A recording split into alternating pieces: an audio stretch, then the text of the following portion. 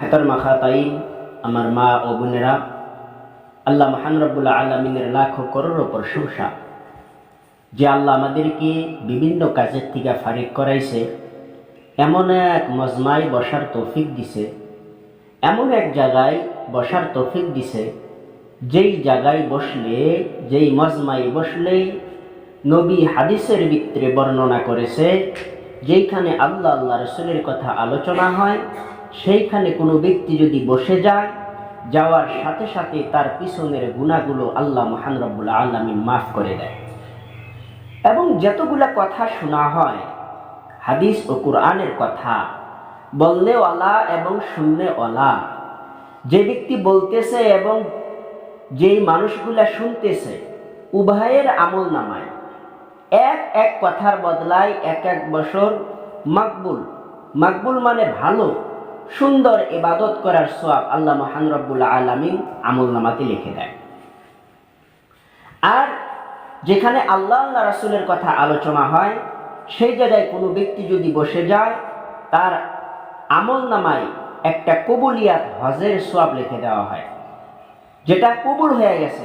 এই যে হাজিরা হজ করতে যায়, কোনো হাজিকে যদি জিজ্ঞাসা করা যায়, বলেন তো আপনার হজ কবুল হয়েছে নাকি, কোনো হাজি বলতে পারবে না যে আমার হজ কবুল হয়েছে অথবা হয়নি, কোনো হাজি এই কথাটা বলতে পারবে না। আর যেখানে আল্লাহ আল্লাহ রাসূলের কথা আলোচনা হয়, সেখানে বসে গেলে একটা কবুলিয়াত হজের সওয়াব আল্লাহ আমলনামাতে লিখে দেয়। তো মাহাতারমা খাতাইন, আমার মা ও বোনেরা, এমন জায়গাতে আল্লাহ আমাদেরকে বসার তৌফিক দিছে। দেখেন, হযরতে আদম আলাইহিস সালাম থেকে আজ পর্যন্ত দুনিয়ার ভিতরে যত মানুষ আসছে, ফির চলেও গেছে, ফির দুনিয়ার ভিতরে এখন আছে এবং পরে আসবে, সমস্ত মানুষের রূহ এক জায়গার ভিতরে ছিল, যে জায়গাটার নাম হইল রূহে আরওয়া। এই রূহে আরওয়া নামক জায়গার ভিতরে আমাদের সবার রূহ ছিল। আমাদের সবার রূহের বয়স এক। আমরা আসার টাইমে কেহ আগে আসছে, কেহ পরে আসছে, কিন্তু আমাদের যে রূহ আছে, এই রূহের বয়স এক। মাহাতারমা খাতাইন, আমার মা ও বোনেরা, এই রূহ, আমরা যখন রূহ জগতে ছিলাম, সমস্ত রূহ জগতের থেকে জান্নাতের খুশ খবরি, জান্নাত যে শান্তির জায়গা, জান্নাত যে আরামের জায়গা, জান্নাত যে আনন্দর জায়গা, এই কথাটা সমস্ত রূহ ওই দিন শুনছিলেন।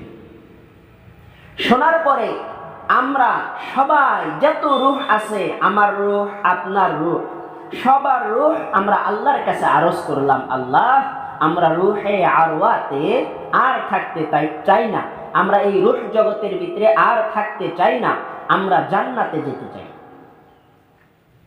আমরা জান্নাতে যাবার চাই, আমরা জান্নাতে যাব। আল্লাহ মহান রব্বুল আলামিন বললেন যে রূহে আরওয়াত থেকে, রূহ জগতের থেকে জান্নাতে আসার, জান্নাতে যাওয়ার কোনো রাস্তা নাই, কোনো কায়দা নাই। আমি রূহ জগৎ থেকে জান্নাতে যাওয়ার কোনো রাস্তা রাখিনি, কোনো কায়দা রাখিনি। যদি তোমরা জান্নাতে যেতে চাও, তবে তোমাদের করতে হবে একটি কাজ, তোমাদের দুনিয়াতে যেতে হবে, ওইখানে পরীক্ষা দিতে হবে, ঈমান অর্জন করতে হবে, আমল করতে হবে, এবং ঈমান নিয়ে, আমল নিয়ে, নেক আমল নিয়ে কবরে যাইতে হবে, তবে আমি তোমাদেরকে বিনি হিসাবে জান্নাতে দাখিল করাইয়া দিব। মাহাতারমা খাতাইন, আল্লাহ মহান রব্বুল আলামিনের এই কথা শোনার পরে আমরা সবাই রাজি হয়ে গেলাম। হ্যাঁ, আমরা দুনিয়ার ভিতরে যাব, আমরা ইমতিহান দিব, পরীক্ষা দিব আমরা, কিন্তু তবু আমরা জান্নাতে দাখিল হব, আমরা জান্নাতে যাব। মাহাতারমা খাতাইন, আল্লাহ মহান রব্বুল আলামিন আমাদেরকে দুনিয়াতে পাঠাইলেন। আল্লাহ বললেন, দেখো, তোমরা দুনিয়াতে যাবা, দুনিয়া পরীক্ষার জায়গা, দুনিয়া সুখের জায়গা না, দুঃখের জায়গা না, কেহর জন্য সুখ, কেহর জন্য দুঃখ, কেহকে আমি মাল দিব প্রচুর, কেহকে আমি কিছুই দিব না, কেহকে দিব সন্তান, কেহকে দিব না, কোনো ব্যক্তিকে শুধু ছেলে দিব, মেয়ে দিব না, কাউকে ফির মেয়ে দিব, ছেলে দিব না, কাউকে ছেলেও দিব, মেয়েও দিব, কাউকে ফির কিছুই দিব না। দুনিয়ার জায়গা খুব ভয়ঙ্কর জায়গা, পরীক্ষার জায়গা। সেই দুনিয়াতে তোমরা যাবা, আমি তোমাদের তিনটা জিনিস দিয়া পাঠাবো, একটি জান দিব, কম দেই বেশি দেই মাল দিব, আর একটা হায়াতুল জিন্দিগি দিব, একটা সময় দিব। মাহাতারমা খাতাইন, ফির আল্লাহ বললেন এই তিনটা জিনিস দিয়া আমি তোমাদেরকে দুনিয়াতে পাঠাবো, কিন্তু এই তিনটা জিনিস আমাকে দিতে হবে। জান, মাল, সময়, এই তিনটা জিনিস আমাকে দিতে হবে। তখন আমরা ঘুরে আল্লাহর কাছে জিজ্ঞাসা করছিলাম, মাহাতারমা খাতাইন, আমি কোরআন পাকের কথা বলতেছি, আয়াত বলতেছি না, কিন্তু কোরআনের কথা বলতেছি। আল্লাহ মহান রব্বুল আলামিনের কাছে আমরা ঘুরে বললাম যে তিনটা জিনিস আপনি দিলেন, ফির ঘুরে ফির আপনি চাইতেছেন, দিলেন আপনি, চাইতেছেন আপনি, কারণটা কি? আল্লাহ মহান রব্বুল আলামিন কোরআন পাকে আয়াত আছে, আল্লাহ বললেন তোমাদের জানের বিনিময়, তোমাদের মালের বিনিময়, তোমাদের সময়ের বিনিময় আমি জান্নাতকে তোমাদের কাছে বিক্রি করে দিলাম। আর আমরা খুশি হইয়া বললাম ঠিক আছে, আমরা জান দিব, মাল দিব, সময় দিব, তিনটা জিনিসই দুনিয়াতে যায় আপনাকে দিব, বিনিময়ে আমরা জান্নাতকে কিনে নিলাম। আমরা জান্নাতকে কিনে নিছি, আর আল্লাহ জান, মাল, সময়ের বিনিময়ে জান্নাতকে আমাদের কাছে বিক্রি করে দিয়েছে। কিন্তু দুনিয়ার ভিতরে আইসা আপনারা কি বলেন? আমাদের ভাটিয়া মানুষ বলে চামচা। দুনিয়ার ভিতরে আইসা আমরা কি করতেছি? চামচামি করতেছি। মাহাতারমা খাতাইন, মাহাতারাম মা ও বোনেরা, একটা দোকানের ভিতরে যদি আপনি 1000 বা 2000 বা 500 টাকা যদি বাকি করেন, বাকি খরচ আনছেন, ওই দোকানের আপনি 1 মাস 2 মাস 3 মাস হয়ে গেল, আপনি টাকাটা এখন পর্যন্ত দিতেছেন না, তখন দেখবেন ওই দোকানের সামান দিয়ে গেতে কিন্তু আপনার লজ্জা লাগবে যে যদি দোকানের সামান দিয়া যাব, ওইখানে তো অনেক মানুষ থাকে, সবার সামনে যদি আমার কাছে টাকাটা চায়, আমার কাছে তো টাকা নাই, তো আমি লজ্জা পাবো। মাহাতারমা খাতাইন, আমরা আল্লাহর কাছে কথা দিয়ে আসলাম, জান দিব, মাল দিব, সময় দিব, কিন্তু দুনিয়ার ভিতরে আইসা আমরা জান কিন্তু আল্লাহ দিছে, মাল আল্লাহ দিছে, সময় আল্লাহ দিছে, দুনিয়ার ভিতরে আইসা আমরা জান, মাল, সময় আমরা আল্লাহকে দিতেছি না। দুনিয়ার ভিতরে আইসা আমরা দুনিয়ার জন্য পাগল হয়ে গেছি। দেখেন হাদিসের ভিতরে আসছে, এই দুনিয়া একবার আমাদের নবীর সাথে দেখা করলেন, এই দুনিয়া একবার আমাদের নবীর সাথে দেখা করলেন। আমাদের নবী জিজ্ঞাসা করলেন যে তোমার নিঙ্গুরে, যেটা তোমার লেজ, তোমার লেজে পশম নাই কেন? তোমার লেজের ভিতরে কোনো লোম নাই কেন? মানে কুকুর রূপে দুনিয়াটা, কুকুর রূপে দুনিয়াটা এমন নিকৃষ্ট, কুকুরের থেকেও নিকৃষ্ট। কুকুর রূপে এই দুনিয়া আমাদের নবীর সাথে দেখা করলেন। নবী জিজ্ঞাসা করলেন তোমার লেজে লোম নাই কেন, পশম নাই কেন? মাহাতারমা খাতাই, মা ও বোনেরা, কুকুর বললেন, হে আল্লাহর রাসূল, আপনার উম্মত আমাকে এমন ভাবে ধরছে, এমন ভাবে ধরছে, আমার লেজের সমস্ত লোম সব তুলে নিছে। আমাদের নবী জিজ্ঞাসা করলেন কুকুরকে, অর্থাৎ দুনিয়াকে জিজ্ঞাসা করলেন, তোমার মুখে দাঁত নাই কেন? তখন এই কুকুরটি বললেন, এই দুনিয়া বললেন, হুজুর, আপনার যারা নেককার বান্দা, আপনার যারা নেককার উম্মত, আল্লাহর নেককার বান্দা, আল্লাহর নেককার গোলাম, তাদের কাছে আমি যাই, তাদের আমি গোলাম হইতে চাই, যে তারা যেন আমাকে হেফাজত করে, তাদের কাছে গেলে আমি একটু আরাম পাবো, হেফাজত হব। কিন্তু তারা আমাকে লাঠি মেরে দূরে ফেলে দেয়, ওই জন্য আমার মুখে দাঁত নাই। মাহতারমা খাতাইন, এই দুনিয়াটা কুকুরের থেকেও নিকৃষ্ট। হাদিসের ভিতরে আসছে, এই দুনিয়ার দাম যদি মশা যা আছে, মশার পাখার সমতুল্য হইতো, তবে একজন কাফেরকে আল্লাহ এক ঢোক পানিও পান করাইতেন না। দুনিয়ার ভিতরে যে কাফের আছে তাদেরকে এক ঢোক পানি পর্যন্ত আল্লাহ পান করাইতেন না। কিন্তু এই দুনিয়ার দাম আল্লাহর কাছে একটা মশার পাখার সমতুল্যও না। যেই মশা, আমি কিতাবের ভিতরে পড়ছি, একটি মশা 72 ঘন্টা বাঁচে। একটি মশার হায়াত সর্বোচ্চ 72 দিন। 72 ঘন্টা, একটি মশা 72 ঘন্টা বাঁচে, তাহলে চিন্তা করে দেখেন। আর ওই মশার পাখার সমতুল্য দুনিয়ার দাম না। 72 ঘন্টা, কমপক্ষে 72 ঘন্টা, আর বেশি বাঁচে না, কিতাবের ভিতরে আসছে। এই মশার পাখার সমতুল্য দুনিয়ার দাম নাই। মাহাতারমা খাতাই, আমার মা ও বোনেরা, আমরা এই দুনিয়া নিয়ে এমন পাগল হয়েছি, আমরা আল্লাহকে ছেড়ে দিছি, আল্লাহকে ভুলে গেছি, রাসূলকে ভুলে গেছি, দ্বীনকে ভুলে গেছি, ঈমান কাকে বলে আমি জানি না। মাহাতারমা খাতাই, আফসোস হয়, কিন্তু আমি নিজেকে ঈমানদার বলে দাবি করি। কেউ যদি আমাকে জিজ্ঞাসা করে, বলো তো তুমি কোন ধর্মের মানুষ, তুমি কি মানুষ, আমি বলবো আমি মুসলমান মানুষ। যদি ওই ব্যক্তি যদি ঘুরে যদি আমাকে বলে, না তুমি মুসলমান না, তুমি খ্রিস্টান, তুমি মুসলমান না, তুমি হিন্দু, তুমি গায়ে মুসলিম, আমি তার গালের ভিতরে একটা থাপ্পড় মেরে দিই। হ্যাঁ, আমি মুসলমান, আমাকে তুই গায়ের মুসলিম বলিস? আমি মুসলমান, আমাকে তুই খ্রিস্টান বলতেছিস? আমি মুসলমান, আমাকে তুই ইহুদি বলতেছিস? মাহাতারমা খাতাই, মাহাতারমা মা ও বোনেরা, তবে বোঝা গেল কি, আমি নিজেকে ইমানদার বলে দাবি করি, আমি যে মুসলমান এটা আমি দাবি করি যে আমি মুসলমান, আমি মানব।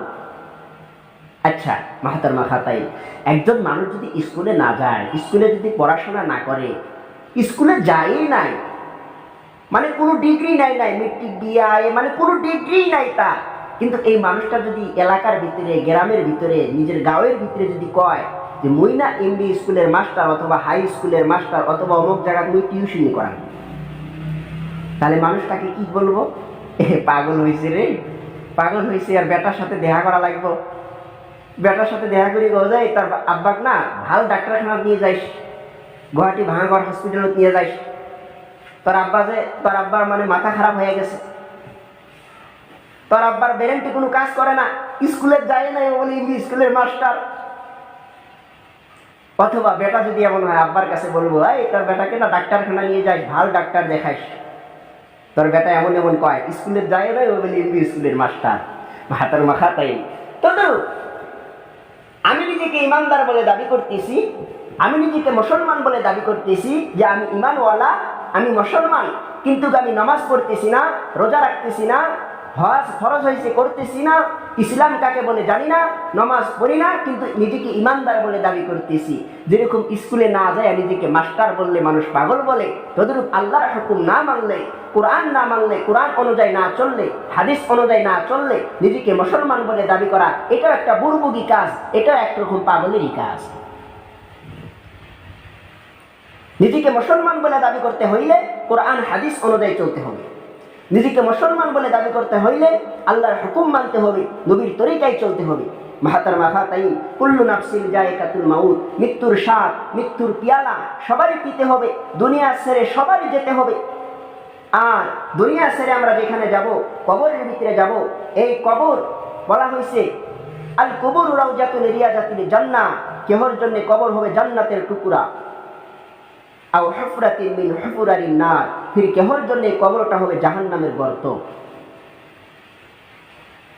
মাহাতারমা খাতাই, ওই জন্য আমাদের জন্য আমাদের কবর যেন জান্নাতের টুকরা হয়, জাহান্নামের গর্ত যেন না হয়, এই জন্য আমাদের কি করা লাগবে?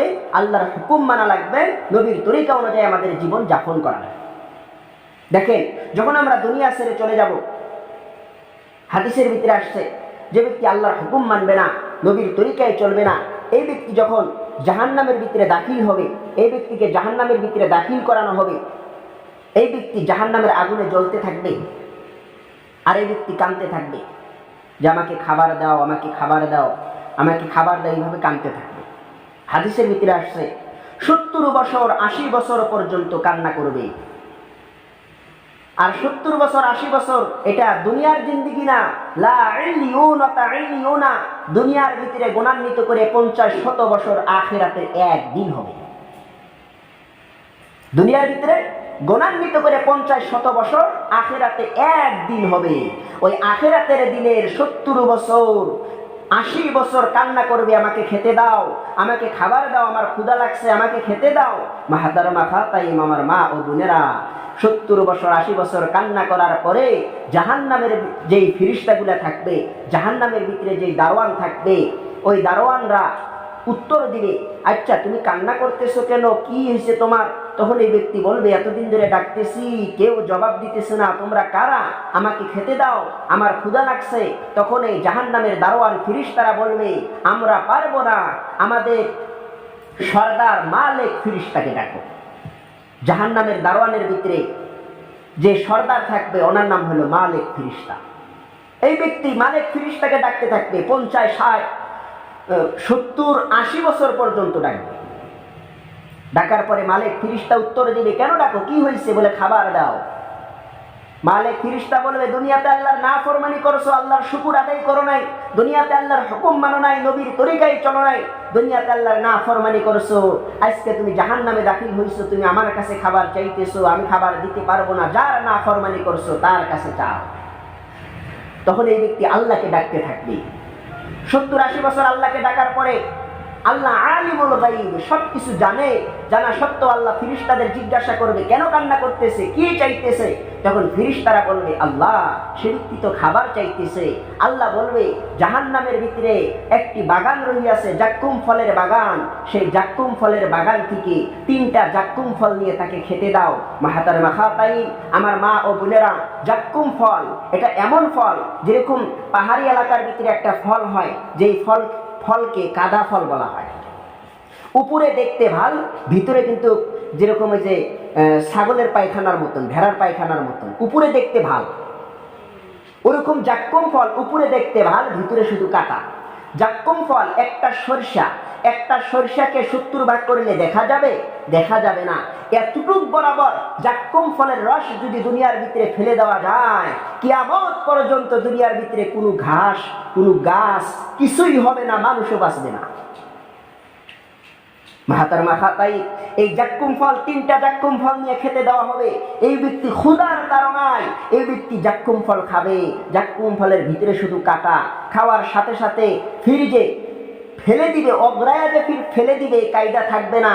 এক জায়গাতে কাটা বিন দিবে, আর এক জায়গাতে কাটা পৌঁছিবে, একটা করে কাটার বিষ 70-80 বছর পর্যন্ত থাকবে। মাহাতারমা খাতাই নারী বুড়ি গলে গলে পড়তে থাকবে। মাহাতারমা খাতাই এই জাক্কুম ফল খাওয়ানো হবে। বান্দা বান্দি তখন মনে মনে ভাববে, আমার মনে হয় মরণ এসে গেল, আমি তো বেঁচে গেলাম, আমি মনে হয় মরবো। মাহাতারমা খাতাই আর মরণ আসবে না, আর মরণ আসবে না। মাহাতারমা খাতাই জাক্কুম ফল খাওয়ার পরে হুলকুম তিক্তা হয়ে যাবে, মুখ তিক্তা হয়ে যাবে, একদম বিষের মতন তিক্তা হয়ে যাবে। তখন এই ব্যক্তি আল্লাহর কাছে ফির ডাকতে থাকবে পানির জন্যে। ওইভাবে ফিরিস্তা জবাব দিবে, ফির মালিককে ডাকবে, মালিক জবাব দিবে, বলবে আল্লাহকে ডাকো, আল্লাহকে ডাকবে। ওই 70-80 বছর পরে আল্লাহ জবাব দিবে, কেন ডাকে? বলে পানি চাইতেছে। তখন আল্লাহ বলবে, জাহান্নামের ভিতরে যে মানুষগুলা পুড়তেছে, জ্বলতেছে আগুনের ভিতরে, তাদের পুষ, তাদের রক্ত যেরকম আমরা ভাত পাকাই, ভাতের মার যেরকম বলকায়, ভাতের পানি যেরকম বলকায়, ওরকম জাহান্নাম ব্যক্তিদের পুষ, জাহান্নামী ব্যক্তিদের রক্ত বলকাইতে থাকবে। আল্লাহ বলবে, ওগুলো নিয়ে খেতে দাও। ফেরেশতারা কি করবে? এক পিয়ালা, এক গ্লাস ওই রক্ত নিয়ে তাকে খেতে দিবে। দেখবেও না কি খেতে দিল, ওইটাই খাবে। মাহতারমা খাতাইন ভিতরটা একবারে সিদ্ধ হয়ে যাবে। যেরকম বাগুন আমরা যেরকম কি করি, বাইগুন যেরকম কি করি, হ্যাঁ উষাই, ওরকম সিদ্ধ হয়ে যাবে ভিতরটা। ওই জন্য মাহতারমা খাতাইন আপনাদেরকে আমি অনুরোধ করি, দুনিয়ার জিন্দেগিতে কয়দিন বাঁচবেন? দেখেন, আপনার আব্বা চলে গেছে, আপনার আম্মা চলে গেছে, আপনার ভাই চলে গেছে, একসাথে চলাফেরা করতেন, আপনার অনেক বান্ধবী চলে গেছে, অনেক মানুষ চলে গেছে, কিন্তু আপনি দুনিয়ার ভিতরে আছেন, কিন্তু একদিন আপনিও থাকবেন না, আমিও এই দুনিয়াতে থাকবো না। দুনিয়ার জিন্দেগি 50, 60, 70, 80, 90, 100 বছরের মানুষ সারা গ্রাম ঘুরলে 1-2 জন বাইর হইতে পারে, এর বেশি বাইর হবে না। এই তো হলো দুনিয়ার জিন্দেগি। আর মরার পরে যেই জিন্দেগি হবে সেটা হলো লা মাহদুদ জিন্দেগি, আবাদান আবাদা জিন্দেগি, শুরু হবে কখনো শেষ হবে না। তাই হাদিসের ভিতরে বলা হয়েছে, সবথেকে বুদ্ধিমান সে ব্যক্তি যে মরণের আগে মরণের সামান রেডি করে, রসদ সঞ্চার করে। ওই জন্যে আমাদের মরার আগে মরণের সামান, রসদ আমাদের সঞ্চার করতে হবে, আল্লাহর হুকুম মানতে হবে, নবীর তরিকায় চলা লাগবে, নবীর তরিকা অনুযায়ী চলা লাগবে। মাহতারমা খাতাইন কথা হলো একটাই, আমাদের সবারই ঈমান নিয়ে কবরে যাওয়া লাগবে, সবারই ঈমান নিয়ে কবরে যাওয়া লাগবে। মাহতারমা খাতাইন খাস করে আল্লাহর হুকুম মানবো, আমরা নবীর তরিকায় চলবো, আমাদের বাড়িতে পাঁচ আমলের সহিত তালিম করবো, আমাদের বাচ্চা কাচ্চা আমরা ছোটগুলা মক্তবের ভিতরে পাঠাইয়া দিব, যারা বালেগ হয়েছে তাদেরকে আমরা আল্লাহ রাস্তায় পাঠাইয়া দিব, আমাদের ছেলে যেগুলো আছে আল্লাহ রাস্তায় পাঠাইয়া দিব। তারপরে আমাদের মেয়ে যেগুলো আছে বড় হয়ে গেছে, হ্যাঁ, সেগুলাকে আমরা আল্লাহ রাস্তায় নিয়ে যাওয়ার চেষ্টা করব। বাপে নিয়ে যাইতে পারবে, হ্যাঁ, বাপের সাথে মা এবং বেটি দুইজনে যাইতে পারবে। এইভাবে আমরা দিন শিক্ষা দেওয়ার পরে আমরা বেটিকে নিকা দিব, বেটাকে নিকা করাবো। বেটাকে যতদিন পর্যন্ত 4 মাস না লাগাবে অতদিন পর্যন্ত আমরা বেটাকে নিকা না করাই, দিন শিক্ষা দেওয়ার পরে আমরা নিকা করাই। কারণ নবী বলছে যে আগে ছেলে মেয়েকে দিন শিখাও, ছেলে মেয়েকে দিন শিখাও। 7 বছর থেকে তোমার ছেলে মেয়েকে দিন শিখাও। 10 বছর হলে তোমার ছেলে যদি মসজিদে না যায় মার দিয়ে পাঠাইয়া দাও, পিটাও করো। তোমার মেয়েকে নামাজের হুকুম করো, যদি না পড়ে পিটাও করো। মাহাতারমা খাতাইন, বুখারী শরীফের হাদিসের ভিতরে আসছে, নবী বলছে, হে দুনিয়ার পুরুষেরা, তোমাদের আহলিয়াদের, তোমাদের বিবি, তোমাদের স্ত্রীর 100টা ভুলের ভিতরে 99 ভুলকে ক্ষমা করে দাও, মাফ করে দাও। একটা ভুল ধরো, সেটা হলো তোমার বিবি নামাজ পড়ছে না পড়ে নাই। ওই জন্যে আমরা নামাজ না সারি, আল্লাহর হুকুম না সারি, নবীর তরিকা না সারি, আমরা বাড়িতে 5 আমলের সহিত তালিম করি। আর মাহাতারমা খাতাইন, ইনশাআল্লাহ প্রত্যেক বছরই ইজতেমা হয়। এবারও ইনশাআল্লাহ ইজতেমার ফয়সালা হয়েছে। কোন জায়গা জানো? লক্ষ্মীপুর। এবারও ইনশাআল্লাহ ইজতেমার ফয়সালা হয়েছে লক্ষ্মীপুর। ইজতেমা হবে ইনশাআল্লাহ, আসামের ইজতেমা যেটা, ওটা লক্ষ্মীপুর হবে। তে ইজতেমাতে হবে, দেখেন হাজার হাজার লাখ লাখ মানুষ একটি ইজতেমার ভিতরে আসে। ওই ইজতেমা কামিয়াবি করা মানুষের পক্ষে সম্ভব না যদি আল্লাহর মদদ না থাকে। আর আল্লাহর মদদ তখনই আসবে যখন মানুষ আল্লাহর কাছে চাইবে। দোয়া হলো মুমিনের হাতিয়ার। দেখেন যতবারই ইজতেমা হয়, আসলে আমরা মনে করি মা বোনদের দোয়ার ক্ষেত্রে হয়, কারণ মা বোনদের দোয়া আল্লাহ কবুল করে, বেশি বেশি দোয়া কবুল করে। কারণ একটি মেয়ে যদি নেককার হয়, 70 জন নেককার পুরুষ থেকে উত্তম হয়ে যায়। একটি মেয়ে যদি মেয়েদের ভিতরে বৎকার, একজন মেয়ে যদি বৎকার হয়, 1000 বৎকার পুরুষ থেকে নিকৃষ্ট। ওই জন্য আমরা নেককার হওয়ার চেষ্টা করব। মা বোনদের দোয়া আল্লাহ কবুল করে বেশি বেশি। খাস করে লক্ষ্মীপুর যেটা ইজতেমা হবে, ইজতেমার থেকে আজান দিছে, সমস্ত মা বোনের একটি আমল করা দরকার। যারা কোরআন তেলাওয়াত করতে পারি, বেশি বেশি কোরআন তেলাওয়াত করা, আল্লাহর কাছে দোয়া করা, আল্লাহ লক্ষ্মীপুরের ইজতেমাকে যেন কামিয়াবি করে, ইজতেমার থেকে যেন হাজার হাজার মানুষ যেন বাহির করে দেয়, সারা দুনিয়ার ভিতরে যেন আল্লাহ দিন কায়েম করে দেয়। এবং ইজতেমাটা যে হইতেছে, প্রত্যেক বাড়ির থেকে যেন পুরুষ যারা আছে তারা যেন আল্লাহ রাস্তায় বাহির হয়। এই জন্য আমরা দোয়া করব, কোরআন তেলাওয়াত করব। এবং নফিল রোজা রাখার কথা বলছে, আমরা নফিল রোজা রাখবো। দেখেন রোজার অনেক সওয়াব। আপনি যদি ইজতেমার জন্য যদি আপনি কোরআন তেলাওয়াত করে দোয়া করেন, বা আপনি নফিল রোজা থেকে যদি দোয়া করেন, বা 1-2 টাকা যদি সদকা করেন, ইজতেমা যেন কামিয়াবি হয়, সহিভাবে যেন ইজতেমা হয়। যদি আপনি 1-2 টাকা সদকা করেন, অথবা কোরআন তেলাওয়াত করতেছেন, নফিল রোজা থাকতেছেন, বা সালাতুল হাজত নামাজ পড়ে ইজতেমার জন্য দোয়া করতেছেন, মাহাতারমা খাতাইন, তবে ইজতেমার থেকে যত মানুষ আল্লাহর রাস্তায় বাহির হবে, সমস্ত মানুষ আল্লাহ রাস্তায় যায় যত সওয়াব পাবে, এই সওয়াবগুলো আল্লাহ আপনার আমল নামাতেও দিবে। এখন বলতে পারেন যে তাহলে ওর মনে হয় সওয়াব কম হবে। মাহাতারমা খাতাইন, যে আল্লাহ রাস্তায় বাহির হবে তার সওয়াব কম হবে না, আর আপনি বরাবর সওয়াব পাইয়া যাবেন। কারণ আল্লাহ রহমতের কোনো কমি নাই। আল্লাহ সূরা ইব্রাহিমের ভিতরে বলছে, পৃথিবীর ভিতরে যত মাখলুক আছে, সমস্ত মাখলুক নিজের চাহিদা অনুযায়ী যদি আমার কাছে চায়, আর সবারই চাহিদা অনুযায়ী যদি আমি দিয়া দেই, আমার রহমতের ভান্ডার থেকে এতটুকু কমবে যেরকম একটা সরিষা কিঞ্চিত বরাবর কমবে। মাহাতারমা খাতাইন, ওই জন্য আমরা ইজতেমা যেন কামিয়াবি হয়, এই জন্য আমরা কোরআন তেলাওয়াত করব, নফিল রোজা রাখবো, 2-1 টাকা সদকা করব, আর নামাজ পড়বো। নফিল নামাজ পড়ে ইনশাআল্লাহ আমরা দোয়া করব। আর খাস করে প্রত্যেক সপ্তাহে তালিম হয়। দেখেন বয়ানের দিনে দেখা যায় মাস্তুরাতে, বয়ান যেদিন হয় ওই দিন অনেক মাস্তুরাতি আসে ইনশাআল্লাহ। কিন্তু দেখা যায় সপ্তাহে যে আরো 4 দিন বা আরো 3 দিন যে তালিম হয়, এই তালিমের ভিতরে দেখবেন যে মানুষ নাই। দেখেন জুমার নামাজ, জুমার দিন দামি দিন, জুমার নামাজও দামি নামাজ, কিন্তু জুমার নামাজ মাফ আছে, বাকি নামাজ মাফ নাই। জহরের নামাজ মাফ নাই, জুমার নামাজ মাফ আছে।